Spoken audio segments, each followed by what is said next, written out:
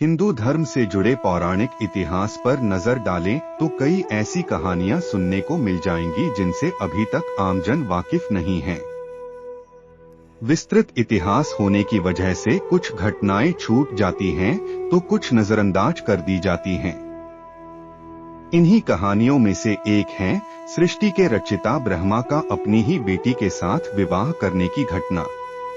नमस्कार दोस्तों, स्वागत है आपके अपने channel stock of said story पर।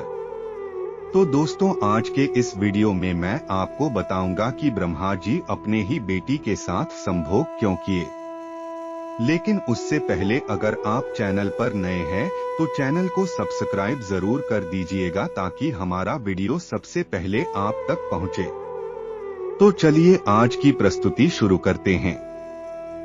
यह बात तो हम सभी जानते हैं कि त्रिदेव के हाथों में ही इस सृष्टि की बागडोर समाहित है।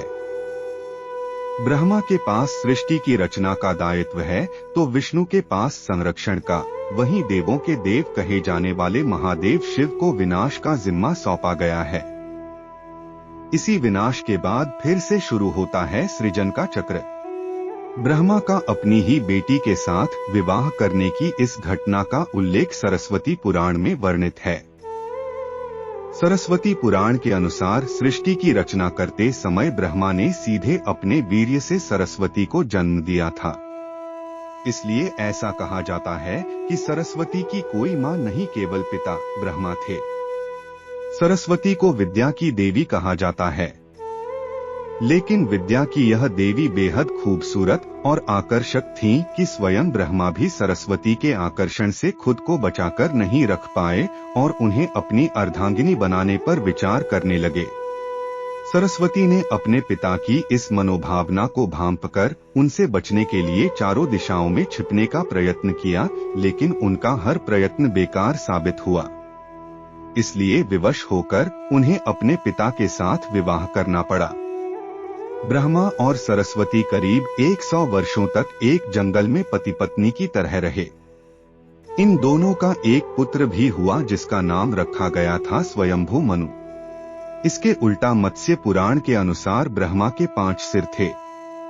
कहा जाता है जब ब्रह्मा ने सृष्टि की रचना की तो वह इस समस्त ब्रह्मांड में अकेले थे। ऐसे में उन्होंने अपने मुख से सरस्वती, सांध्य, ब्राह्मी को उत्पन्न किया।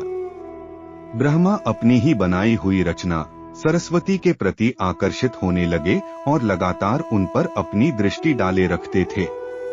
ब्रह्मा की दृष्टि से बचने के लिए सरस्वती चारों दिशाओं में छिपती रहीं, लेकिन वह उनसे नहीं बच पाईं। इसलिए सरस्वती आकाश में जाकर छिप गईं, लेकिन अपने 5वें सिर से ब्रह्मा ने उन्हें आकाश में भी खोज निकाला और उनसे सृष्टि की रचना में सहयोग करने का निवेदन किया। सरस्वती से विवाह करने के पश्चात सर्वप्रथम मनु का जन्म हुआ। ब्रह्मा और सरस्वती की यह संतान मनु को पृथ्वी पर जन्म लेने वाला पहला मानव कहा जाता है। इसके अलावा मनु को वेदों, सनातन धर्म और संस्कृत समेत समस्त भाषाओं का जनक भी कहा जाता है। प्रजापति ब्रह्मा का अपनी ही पुत्री के प्रति आकर्षित होना और उसके साथ संभोग करना अन्य सभी देवताओं की नजरों में अपराध था। सभी ने मिलकर पापों का सर्वनाश करने वाले शिव से आग्रह किया कि ब्रह्मा ने अपनी पुत्री के लिए यौनाकांक्षाएं रखीं, जो कि एक बड़ा पाप है। ब्रह्मा को उनके किए का फल मिलना ही चाहिए। क्रोध में आकर शिव ने उनके 5वें सिर को उनके धड़ से अलग कर दिया था। शिव पुराण के अनुसार ब्रह्मा के सर्वप्रथम 5 सिर थे, लेकिन जब अपने 5वें मुख से उन्होंने सरस्वती, जो कि उनकी पुत्री थी, को उनके साथ संभोग करने के लिए कहा तो क्रोधावश सरस्वती ने उनसे कहा कि तुम्हारा यह मुंह हमेशा अपवित्र बातें ही करता है, जिसकी वजह से आप भी विपरीत ही सोचते हैं। इसी घटना के बाद एक बार भगवान शिव अपनी अर्धांगिनी पार्वती को ढूंढते हुए ब्रह्मा के पास पहुंचे तो 5वें सिर को छोड़कर उनके अन्य सभी मुखों ने उनका अभिवादन किया, जबकि 5वें मुख ने अमंगल आवाजें निकालनी शुरू कर दी। इसी कारणवश क्रोध में आकर शिव ने ब्रह्मा के 5वें सिर को उनके धड़ से अलग कर दिया। तो मित्रों, आज के लिए इतना ही। उम्मीद करते हैं हमारे द्वारा दी गई जानकारी आपको पसंद आई होगी। अगर यह वीडियो आपको पसंद आई हो तो इसे लाइक और शेयर जरूर करिएगा। तो मित्रों, अगर अभी तक आपने हमारे चैनल को सब्सक्राइब नहीं किया है तो जरूर करें और अंत तक हमारे साथ वीडियो में बने रहने के लिए आपका बहुत बहुत धन्यवाद।